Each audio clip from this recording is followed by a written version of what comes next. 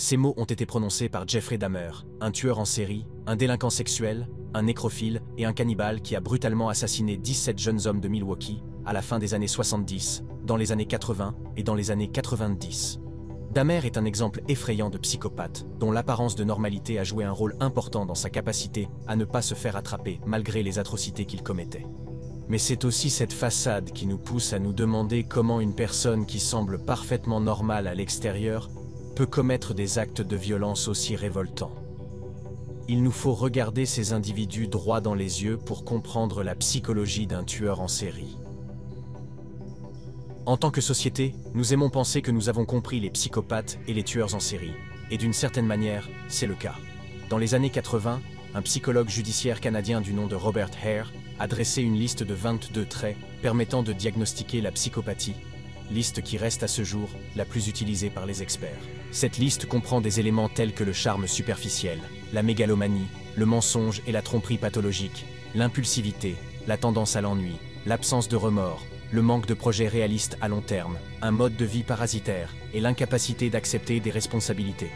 Lorsque la plupart d'entre nous pensent au mot psychopathe, ces traits décrivent parfaitement l'image qui nous vient à l'esprit. Une personne imbue d'elle-même, inconsciente de la réalité émotionnelle des autres, trompeuse, manipulatrice et égocentrique. Là où les choses se compliquent un peu, c'est lorsqu'on découvre qu'il existe une différence nette entre un psychopathe et un tueur en série, même si les deux distinctions se chevauchent souvent. Si une personne est atteinte de psychopathie, cela ne veut pas forcément dire qu'elle a la capacité de tuer. À l'inverse, un tueur en série n'est pas forcément un psychopathe. Dahmer est l'exemple parfait d'une personne qui est un tueur en série, mais pas un psychopathe pur et dur. Une version révisée en 40 points de la liste de contrôle de la psychopathie de Hare est utilisée pour évaluer les individus. Ceux qui répondent à entre 25 et 35 des critères de la liste sont considérés comme psychopathes. D'autres psychopathes notoires comme Richard Ramirez, Ted Bundy et John Wayne Gacy ont tous obtenu un score compris entre 25 et 35. Dahmer ne correspondait qu'à 13 des signes avant-coureurs, et il suffit de regarder certaines des interviews qu'il a données après son arrestation pour s'en rendre compte. And I acted on my fantasies, and that's where everything went wrong. Dans ses entretiens, Dahmer est étonnamment doux, réfléchi, modeste, plein de remords et honnête sur ce qu'il a fait et sur les raisons pour lesquelles il pense l'avoir fait. D'autres tueurs en série ont eu du mal à donner l'impression d'être aussi normaux après que leurs crimes aient été révélés. Pendant des années, Ted Bundy a essayé de mentir et de manipuler pour se dégager de la responsabilité de ses crimes. John Wayne Gacy a admis ses actes sans le moindre remords, qualifiant ses victimes de morceaux qui lui appartenaient. Richard Ramirez a proclamé fièrement « J'aime tuer les gens, j'aime les voir mourir ». Tous deux présentèrent des signes évidents de narcissisme et de psychopathie. Des traits qui pourraient facilement les distinguer dans une foule et les faire apparaître comme manifestement différents de vous et moi. C'est ce qui rend Dahmer différent et peut-être même plus terrifiant que les autres tueurs en série. À l'époque où il commettait ses meurtres, Dahmer a pu passer sous le radar plus facilement que d'autres, car il ne correspondait pas à l'image du maniaque égoïste et dérangé que tout le monde recherchait. Il parlait comme vous et moi et nous ressemblait en tout point. Il aurait pu être votre camarade de classe, votre ami proche, votre cousin ou même votre frère, et vous ne l'auriez jamais su.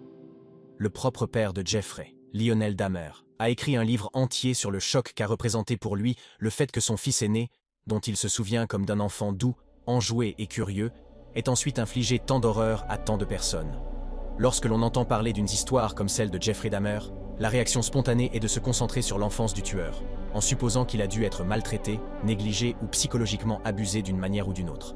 Cette approche est compréhensible. Les gens veulent que les événements suivent un schéma linéaire de cause à effet entre le point A et le point B. Il est ainsi plus facile de prédire et d'identifier le mal. Malheureusement, les motivations, les désirs et les pulsions des tueurs en série ne fonctionnent généralement pas de cette manière, ce qui fait que ces questions sur l'enfance de la personne ne sont généralement pas très utiles pour expliquer son comportement.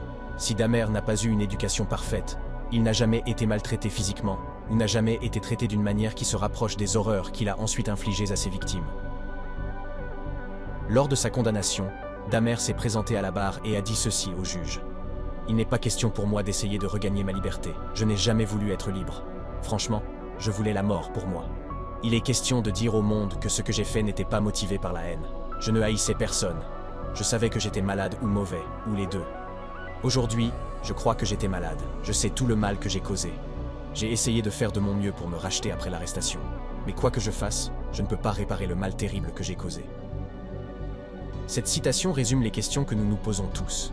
Quelle est cette maladie qui pousse les tueurs en série à faire ce qu'ils font? Et comment une personne apparemment stable peut-elle piétiner et détruire ainsi sa propre humanité? Les experts ont appris que le désir d'infliger un mal extrême à autrui est plus souvent une mystérieuse pulsion obscure qui prend sa source au plus profond de l'individu que quelque chose d'extérieur comme nous avons tendance à le penser. Dahmer a décrit ce besoin comme une obsession qui, selon lui, a commencé à se manifester vers l'âge de 9 ou 10 ans, lorsqu'il a été fasciné par les corps des crabes sans vie qu'il avait trouvés sur la plage. Au cours des années suivantes, l'obsession de Dahmer a grandi et il a commencé à disséquer d'autres petits animaux, y compris des chiens et des chats, disant qu'il était captivé par l'aspect de l'intérieur de leur corps. Dans sa jeunesse, ses désirs ont migré des animaux aux humains. Dahmer n'entendait pas de voix dans sa tête qui lui disait de quoi faire. Il n'agissait pas sous le coup de l'impulsion ou par vengeance. Il se lançait dans des missions secrètes et préméditées, ciblant des inconnus avec l'intention singulière de leur faire subir des atrocités. L'année de sa mort, Dahmer affirme avoir essayé de maîtriser ses pulsions après son premier meurtre, ce qu'il a fait dans une certaine mesure, puisqu'il n'a pas eu de sang sur les mains pendant 6 ans. Mais comme tous ceux qui lui ressemblent, il n'a pu tenir à distance ses pulsions incontrôlables que pendant un certain temps. Les psychologues utilisent, pour classer les traits de personnalité, ce qu'on appelle le modèle à 5 facteurs. Ils divisent la personnalité humaine en 5 piliers principaux: l'extraversion, l'amabilité, le caractère consciencieux, le névrotisme et l'ouverture à l'expérience. La combinaison de ces traits la plus couramment utilisée pour décrire un psychopathe est une personne qui a un faible niveau d'amabilité et de conscience, et un niveau élevé de névrotisme. Ce type de personne a un faible niveau de sensibilité aux émotions des autres, un faible niveau d'intelligence et une faible capacité à adhérer aux règles, aux normes et aux structures établies par la société, et un fort potentiel d'instabilité émotionnelle ou de troubles de l'humeur. Selon une théorie, la différence la plus notable entre les psychopathes fonctionnels qui réussissent relativement bien, selon les normes de réussite de notre société, et les psychopathes qui échouent et ne parviennent pas à obtenir un succès quantifiable, est le caractère consciencieux. Le fait de posséder un niveau élevé de conscience rend une personne organisée, volontaire et compétente. Par exemple, supposons que l'on ait diagnostiqué un psychopathe du nom de Jimmy. Jimmy a un faible niveau d'empathie envers les autres, une tendance au mensonge et à la tromperie, et une vision mégalomane de lui-même. Dans presque tous les contextes professionnels, ces caractéristiques propres aux psychopathes feraient de Jimmy une personne antipathique et indigne de confiance aux yeux de ses collègues et de ses employeurs, ce qui le désavantagerait. Cependant, disons que Jimmy possède également un niveau élevé de conscience professionnelle. Ce caractère consciencieux l'aiderait à identifier les pièges potentiels de sa froideur et de sa mégalomanie, et lui donnerait probablement la motivation nécessaire pour ajuster ou dissimuler suffisamment ses autres comportements négatifs afin de pouvoir progresser sur son lieu de travail. Cette mesure du caractère consciencieux peut également être utilisée pour différencier les tueurs en série entre eux. Ceux qui ont un niveau élevé de conscience sont appelés des tueurs organisés. Ils ont tendance à mener une vie méthodique, à avoir un emploi qualifié, à être socialement compétents et à avoir un niveau d'intelligence élevé. Les tueurs désorganisés, en revanche, sont peu consciencieux. Ils sont plus susceptibles d'avoir un niveau d'intelligence plus faible et sont moins soucieux de laisser derrière eux des scènes de crimes plus négligées. La différence entre les psychopathes et les tueurs en série est que, dans le cas des psychopathes, le caractère consciencieux peut être un trait positif qui peut les aider à contrôler leurs attributs négatifs. En revanche, chez les tueurs en série, il n'y a pas de trait positif. Cela les rend encore plus meurtriers, car ils semblent associer leurs pulsions meurtrières internes à des plans d'exécution organisés, fonctionnels et délibérés. C'est ce qui les rend plus aptes à trouver des moyens stratégiques de s'en sortir, du moins pendant un certain temps. Comme on peut s'y attendre, Dahmer était l'une de ces personnes. Il a commis des crimes odieux dans son appartement et y a caché des corps à différents stades de décomposition. Pourtant, chaque fois que quelqu'un mentionnait une odeur ou remarquait quelque chose qui pouvait sembler hors du commun, il avait toujours une réponse élaborée qui tenait la route. Il a méthodiquement ciblé les minorités raciales et les homosexuels, parce qu'il savait que les forces de l'ordre de l'époque ne s'intéressaient malheureusement pas aux crimes commis contre des personnes de ces communautés.